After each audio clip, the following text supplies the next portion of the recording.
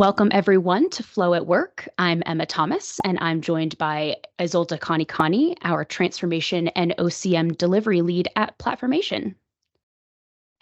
And we are bringing you a new series of topics about all things digital transformation. So we are excited to start with the episode today around what is digital transformation. So we will be answering that question and more.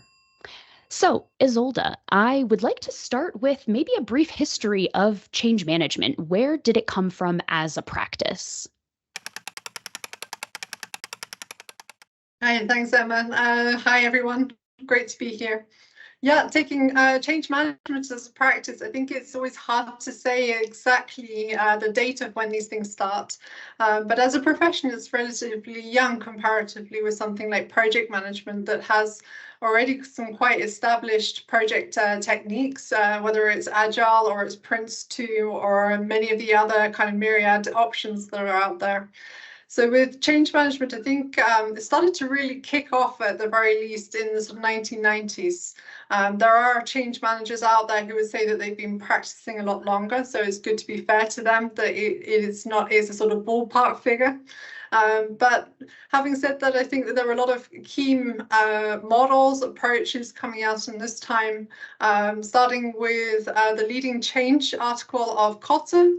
I think this was a really big moment where a lot of people started to get on board with the idea around change, and he gave us 8 steps, which he's later changed into a slightly different idea around survive and thrive within organizations.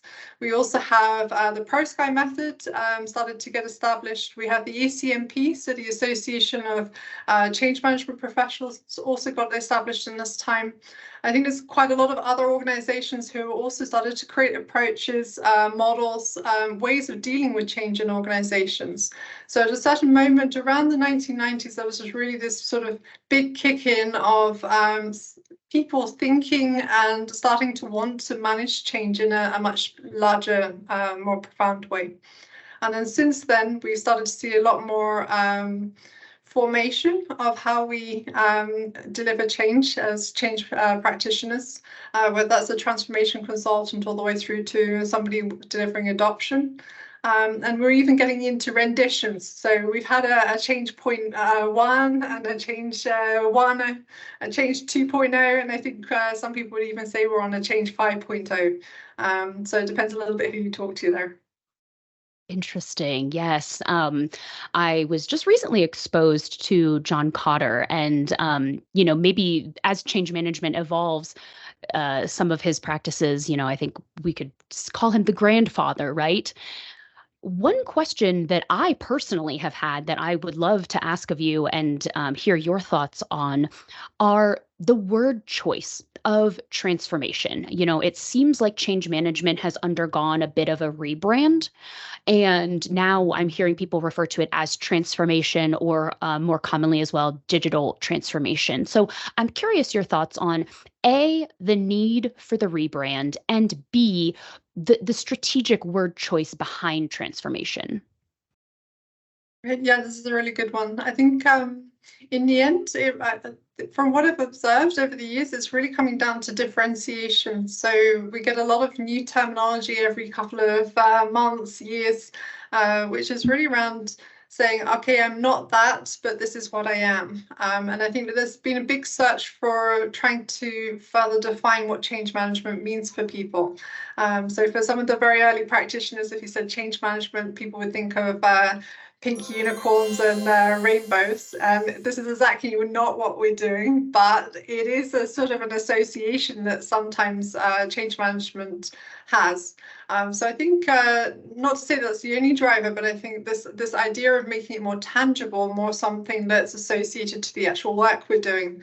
So if you look at, I think even before transformation came into use, it was really around technology adoption. And so this was quite specific, actually. It was really around how do we help people adopt particularly technology and new tools. And just before that, they were talking around adoption in general. but within the change management practice. I think this is very interesting to see the evolution.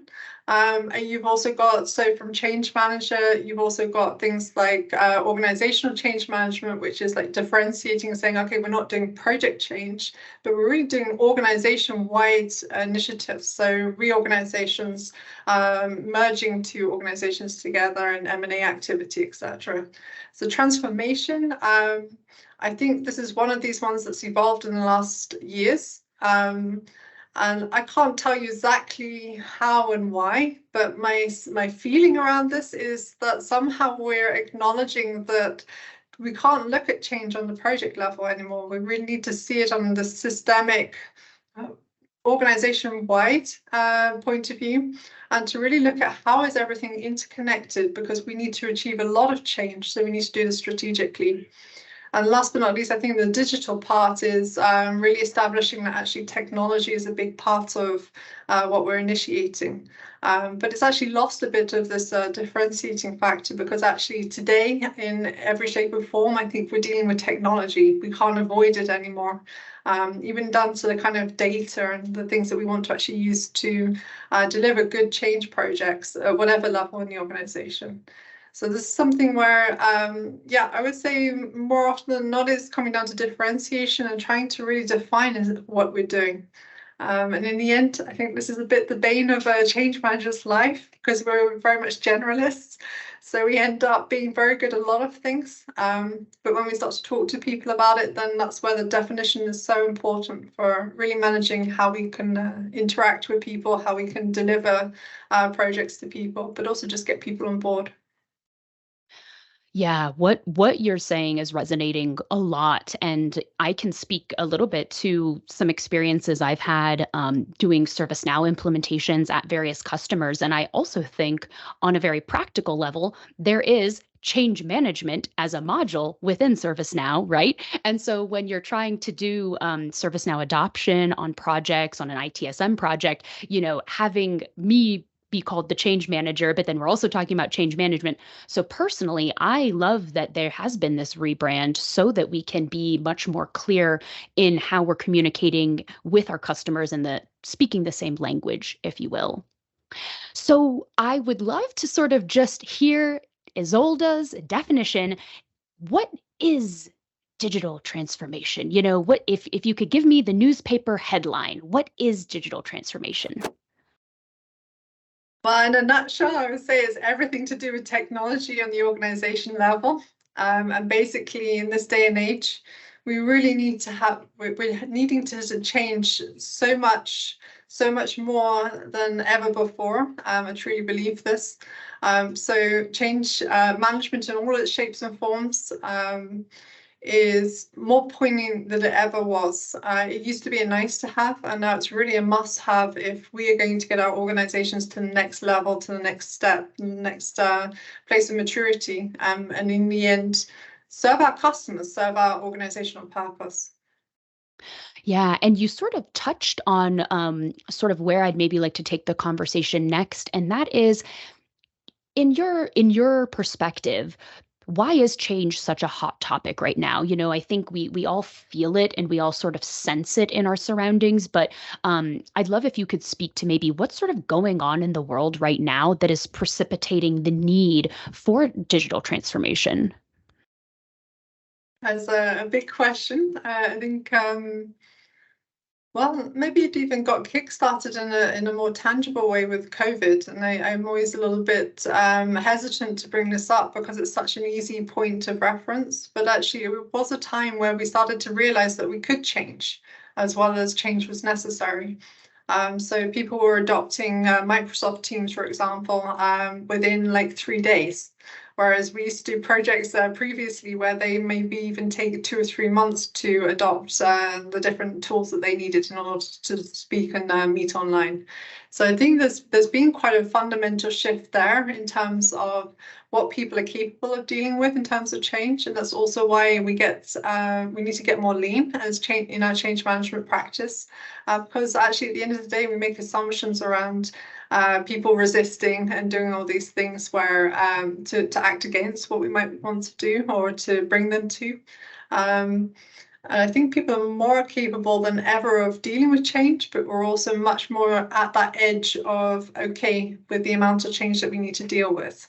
There's a sort of a poignant tipping point moment, which is, I see that more and more in organizations. And I'm just thinking that in the end, though, you have, if you think really externally to an organization, there's all these different factors that are influencing them. So you have everything from major crisis with COVID to just the simple fact that technology is speeding up actually in its process in order to kind of innovation process. So we're capable of doing so much more, and organizations are getting further and further behind. And there's some good reasons there. So maybe that also stops technology advancements to a certain extent because there's no reason for the investment. I can't judge that. But it's very interesting to see then that there's a sort of fine balance between an organization changing enough that they survive in this new sort of new world, and then also this really thriving, and it's something where I see the difference of change maturity in organizations is really a big thing then, because if an organization has a higher change maturity, they can deal with more change in less amount of time. People are quicker to adopt things because they actually have this capability to deal with it. So it doesn't mean that there's not that tipping point anymore, but it's a little bit further down the line. So if an organization can do a lot of change, then it can implement a lot of things. It can adapt, it can grow, it can move towards its customers in the same market or in new markets. So I think this is really something which is becoming more and more poignant as we go further. As I was sort of reflecting on this conversation that we were, going to have today, I was thinking about, it feels like a lot of times we talk about change as a hot topic, right? Something that, ooh, this is sort of a buzzword. But I almost feel, is it even fair to call change a hot topic these days if it is sort of the new normal, right? The world around us is changing at this incredibly rapid pace. And I almost feel, if I may pull a concept that the very popular author Stephen Covey talks about, and that is paradigm shifts. And I think that we have this really important opportunity here as a society to kind of have this paradigm shift around, if change isn't something that we have to occasionally deal with, if it is sort of going to be this constant state of flux that we're in, then let's go on for the ride, right? Let's jump in the roller coaster and not resist it, And I think that's something that as a change manager or a change practitioner, I'm starting to use some of that language as well. So, what you're saying, I think resonates probably a lot with me, and I hope our listeners as well.